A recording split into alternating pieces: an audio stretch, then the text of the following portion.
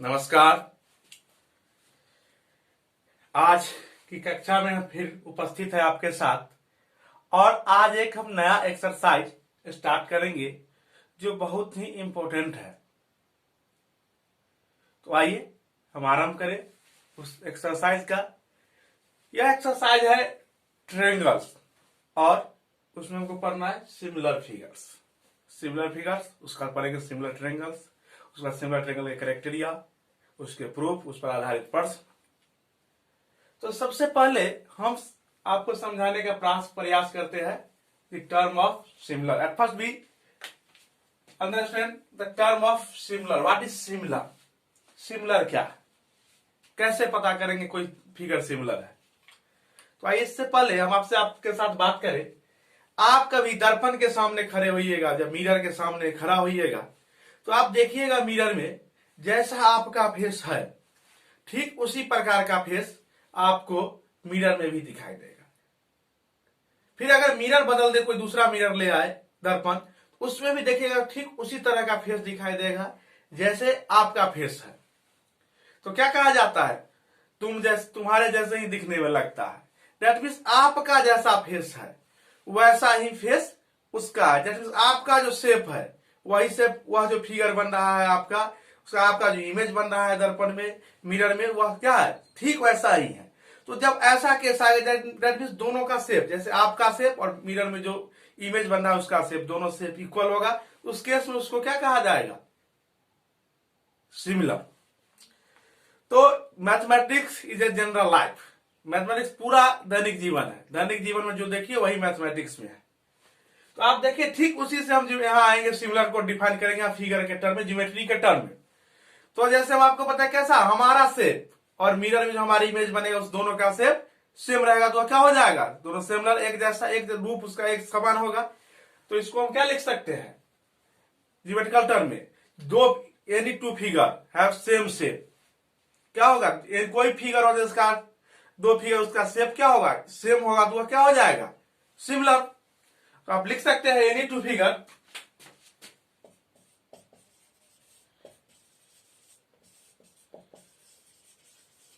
figures have same face shape, have same shapes is called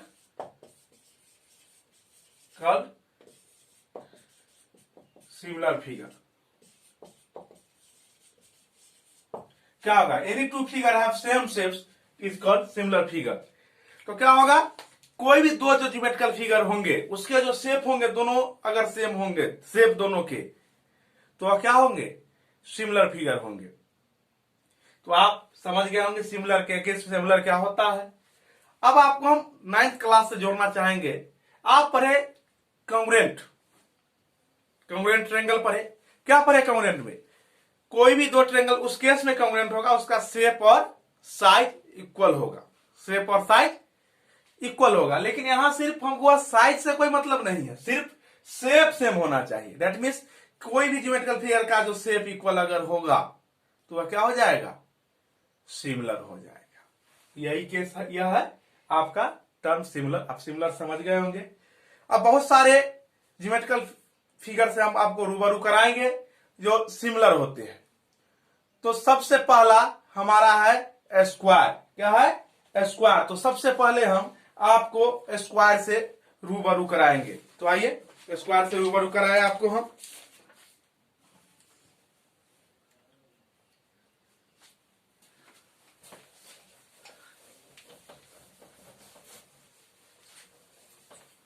square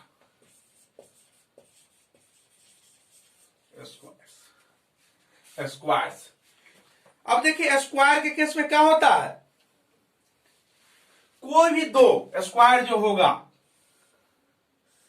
कोई भी दो जो स्क्वायर होगा, एक ए स्क्वायर है और एक बड़ा स्क्वायर ले लेते हैं।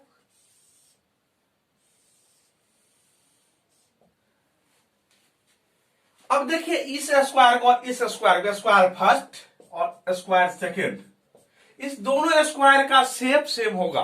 देखिए इसका यह एंगल 90 डिग्री, स्क्वायर का angle, both all angles are equal and sum of angle of a quadrant 360, so they are all 90 degree, इसलिए सब क्या होगा 90 डिग्री, और इसका भी क्या होगा शेप एंगल 90 डिग्री, सब होगा 90 डिग्री। तो इस दोनों का जो शेप होगा क्वाड्रिलेटरल का, इस दोनों क्वाड्रिलेटरल का जो शेप होगा वह सेम होगा, लेकिन यह दोनों ज्योमेट्रिकल फिगर सिमिलर तो होगा, शेप इक्वल, इसलिए क्या होगा सिमिलर तो होगा, लेकिन कॉन्ग्रुएंट नहीं होगा। अगर इस दोनों स्क्वायर के अगर साइड भी इक्वल हो जाए तो क्या हो जाएगा, वह कॉन्ग्रुएंट भी हो जाएगा। लेकिन अगर जब तक साइड इक्वल नहीं है तब तक क्या होगा, वह सिमिलर होगा। तो आप लिख सकते हैं any two square are similar but they are not congruent, they are congruent if sides are equal.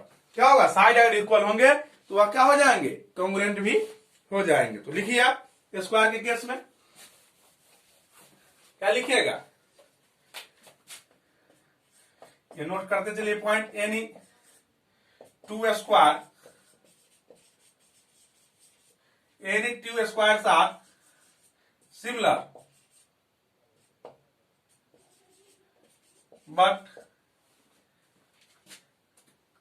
but they are congruent,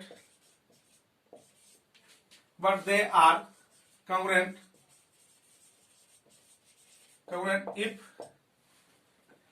sides are equal।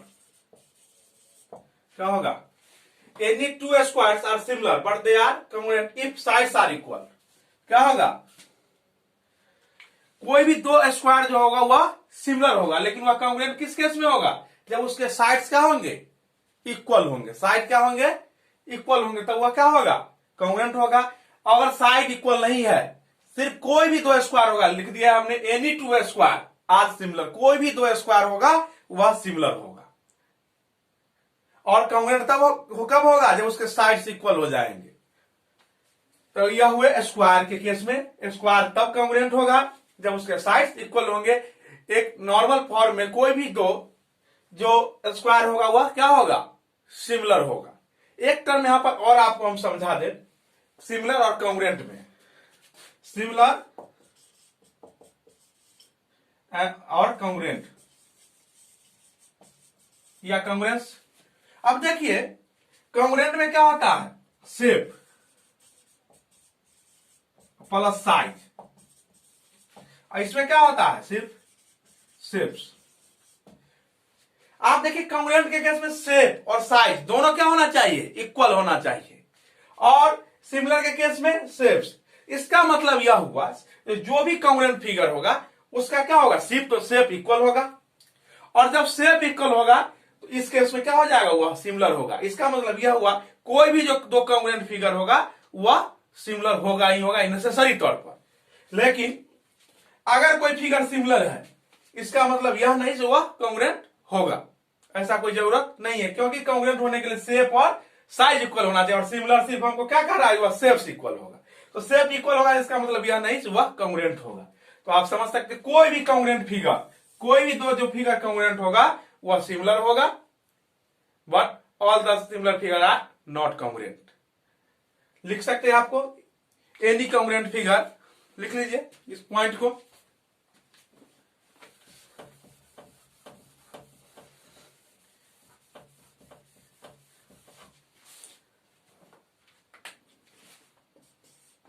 Any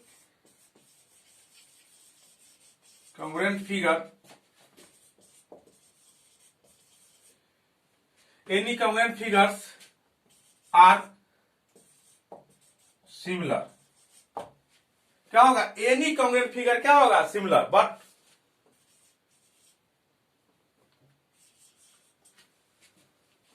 but all similar figures are not congruent। क्या होगा, any congruent figure are similar, कोई भी जो congruent figure होगा वह similar होगा, लेकिन but all similar figure are not congruent, लेकिन जो सब कॉन्ग्रुएंट जो सिमिलर फिगर होगा वह कॉन्ग्रुएंट होगा, ऐसा कोई बात नहीं है। जैसे हम आपको स्क्वायर के केस में बताए, कोई भी दो स्क्वायर सिमिलर होगा, लेकिन कोई भी स्क्वायर कॉन्ग्रुएंट नहीं हो सकता। कॉन्ग्रुएंट होने के लिए क्या चाहिए, उसके साइड्स इक्वल होना चाहिए। तो यह एक इंपॉर्टेंट पॉइंट है, इसको नोट करिए।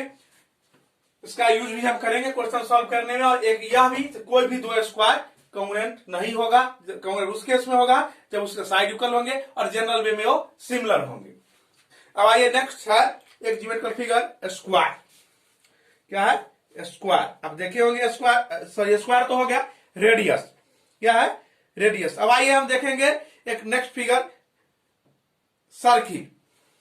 अब हम देखेंगे एक नेक्स्ट फिगर सर्किल।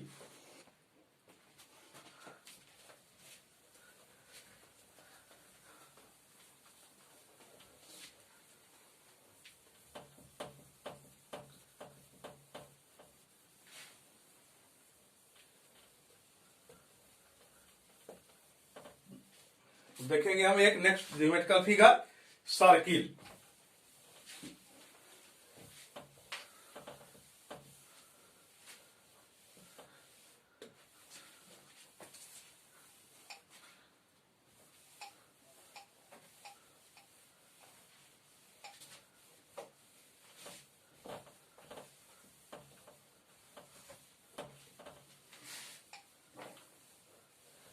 हम देखेंगे नेक्स्ट फिगर सर्किल।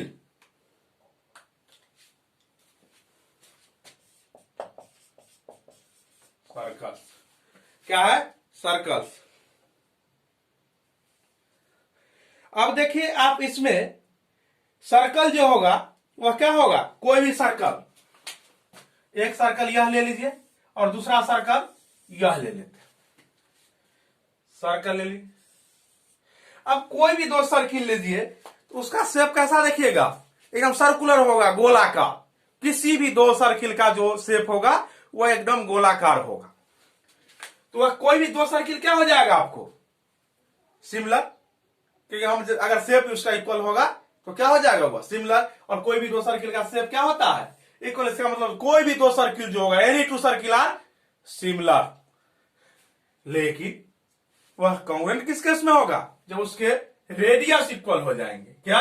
रेडियस। कोई भी ट्रायंगल, सॉरी सर्किल कॉन्ग्रुएंट उस केस में होगा जब उसके रेडियस इक्वल हो जाएंगे, उसके साइज भी क्या हो जाएंगे? इक्वल। और जब साइज भी इक्वल हो जाएंगे और शेप तो सारे सर्किल का एक ही होता है, तो वह क्या हो जाएगा? कॉन्ग्रुएंट। तो आप लिख सकते हैं any circles are similar.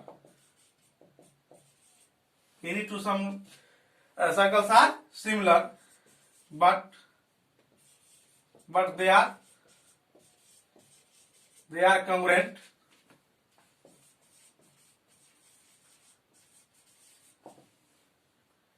But they are congruent if radius are equal. क्या होगा? Any two circle are similar but they are congruent if radius are equal.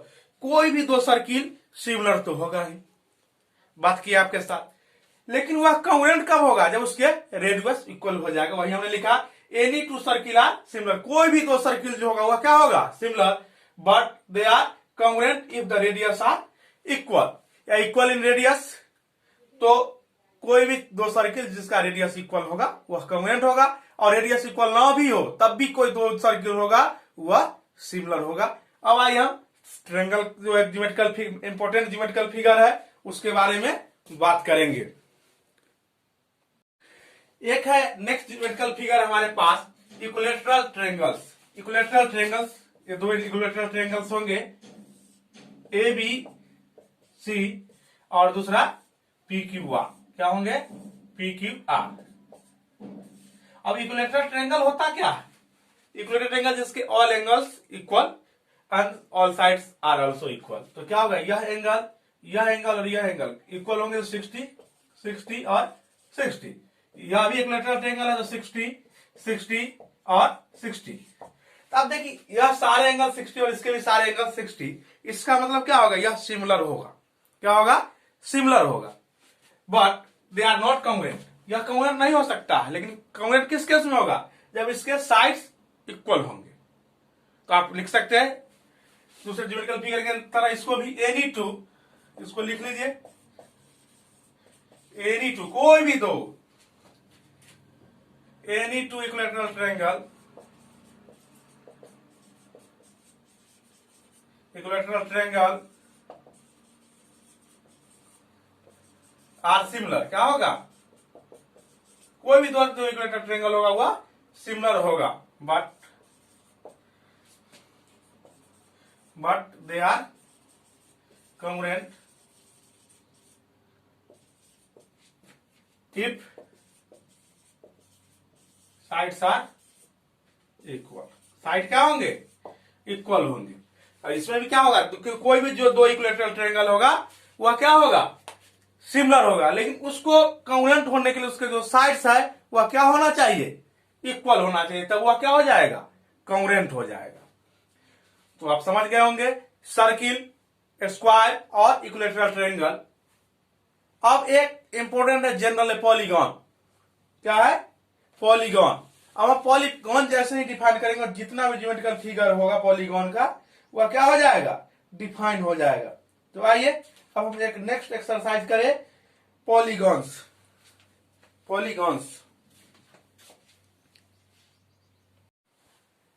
अब एक सबसे इंपॉर्टेंट टर्म है यह, इसको आप एक्सम समझिए या यूनिवर्सल समझिए जो भी, लेकिन यह एक जो टर्म है यह इंपॉर्टेंट टर्म है पॉलीगॉन से रिलेटेड।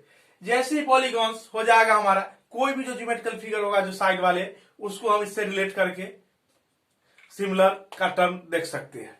अब देखिए कहता क्या है, यह एक्टिविटी पर आधारित है, यह कहता है any to polygons of the same number of sides, कोई भी दो पॉलीगॉन्स होगा जिसके पास नंबर ऑफ साइड क्या होगा, इक्वल, सेम साइड होगा।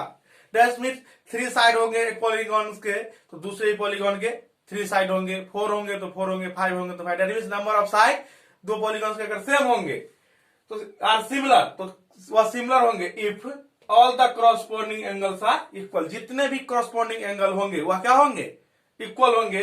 And all the corresponding sides are in the same ratio, और जितने भी क्रॉसपोंडिंग साइड्स होंगे वह क्या होंगे, रेशियो होंगे, सेम रेशियो में होंगे, प्रोपोर्शन होंगे। अब बात यह आता है सेम रेशियो क्या, आप एंगल तो समझ गए, all the corresponding angles are equal. अब एक टर्म है आपको ratio, same ratio, all side are in the same ratio. जैसे आपको हम दिखाएंगे पॉलीगॉन्स लीजिए 4 साइड वाले, क्वाड्रेट्रल समझिए इसको, एबीसी यह है क्वाड्रेट्रल एबीसीडी, और दूसरा है यह पी क्यू आर एस, समझ लीजिए यह दो क्वाड्रेट्रल है। तो कहता है यह जो दो पॉलीगॉन है 4 साइड वाले, यह कब सिमिलर होंगे, जब इसके जो करस्पॉन्डिंग साइड्स होंगे एंगल, करस्पॉन्डिंग एंगल क्या होंगे, इक्वल, क्या होंगे, इक्वल। इस लाइन का ही मीनिंग है, एक साइड वाले के इक्वल, दो इसके इक्वल, और यहां 3 लाइन दिया और यहां 4 लाइन देंगे हम, 1 2 3 4, यह 4 लाइन वाले साइड है। यह करस्पॉन्डिंग ए पी के इक्वल, बी क्यू के इक्वल, डी एस के इक्वल और सी आर के इक्वल, यह करस्पॉन्डिंग एंगल इक्वल है। First case all the corresponding angles are equal, और all the corresponding side are in the same ratio. अब देखिए यह एंगल इसके इक्वल और यह एंगल इसको, यह साइड जो होगा इस साइड के करस्पॉन्डिंग साइड होंगे, तो क्या क्या होगा, ए बी और पी क्यू का जो रेशियो होगा वह कोई दूसरा जो करस्पॉन्डिंग साइड होगा उसके इक्वल होंगे। दैट मीन्स बीसी और क्यू आर, बीसी और क्यू आर रेशियो, ये प्रोपोर्शन यही होता है, दो रेशियो इक्वल हो जाना। अब देखिए दूसरा यह भी side are in the same ratio, इस दोनों का जो रेशियो होगा वह करस्पॉन्डिंग साइड का रेशियो क्या होगा, सेम होगा, तो वह क्या हो जाएगा, सिमिलर। अब देखिए यह रेशियो भी एस आर, ये R S by C D और equal to S P D A, S P by D A, यह जो करस्पॉन्डिंग साइड होगा उसका जो रेशियो होगा वह इक्वल होगा, प्रोपोर्शन होगा उसके साइड जो होंगे, और करस्पॉन्डिंग एंगल इक्वल होंगे। तो ऐसे जो पॉलीगॉन्स होंगे वह क्या हो जाएंगे, सिमिलर पॉलीगॉन। और पॉलीगॉन का ही एक टाइप है ट्रायंगल, और हमको पढ़ना है ट्रायंगल्स ही, तो ट्रायंगल किस केस में सिमिलर होंगे, आइए उसको भी देख ले हम। तो यह पॉलीगॉन्स ही है, इसका मतलब क्या होगा, ट्रायंगल का ऑल करस्पॉन्डिंग एंगल क्या होगा, इक्वल, और करस्पॉन्डिंग साइड क्या होगा, प्रोपोर्शनल, तो वह ट्रायंगल क्या हो जाएगा आपको, सिमिलर। तो एक इंपॉर्टेंट टर्म है ट्रायंगल, वही हमको पढ़ना भी है। तो आइए हम ट्रायंगल करें।